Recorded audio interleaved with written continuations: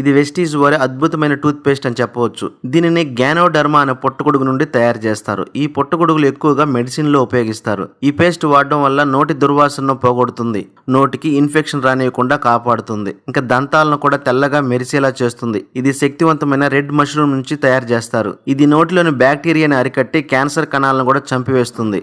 దాని ద్వారా mouth cancer రానియకుండా రక్షిస్తుంది. చిగుళ్ళు మధ్య రక్త ప్రవాహాన్ని అరికట్టి దంతాలను తెల్లగా చేసి నోటిని ఎల్లప్పుడూ తాజాగా ఆరోగ్యంగా ఉంచుతుంది.